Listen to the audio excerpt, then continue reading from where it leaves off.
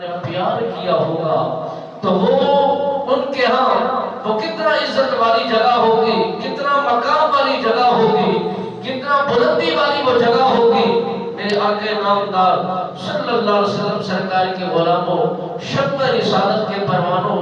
جب سے یہ جہاد کا حکم، جہاد کے لیے تیاریاں، جہاد کی ترغیب اور جہاد کے لیے حکم رکے ہیں،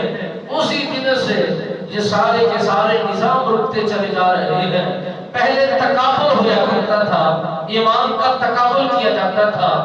اگر جہاد فی سبیل اللہ کے لیے لوگ اٹھ کھڑے ہوتے،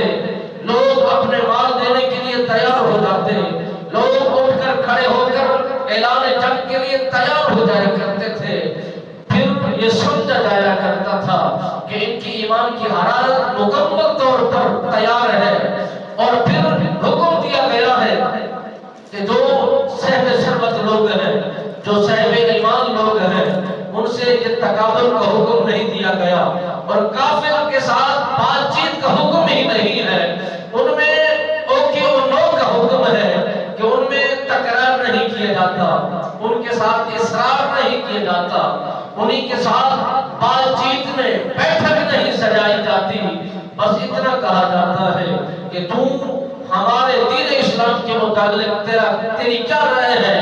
اگر اس کی تحصلات اور اس کی رائے درست نہ ہو تو پھر یہی حکم دیا جاتا ہے کہ جہاد فی سبیل اللہ کے لیے اپنی تیاریوں کو مکمل کر لیا جائے۔ تو ٹوک بات بتا کر یہ اعلان کر دیا جاتا ہے کہ ہم اپنی جان کی پرواہ نہیں رکھتے، ہم اپنی اولاد کی پرواہ نہیں رکھتے، ہم اپنے مال کی پرواہ نہیں رکھتے، ہم اگر پرواہ رکھتے ہیں تو اپنے دین اسلام کی پرواہ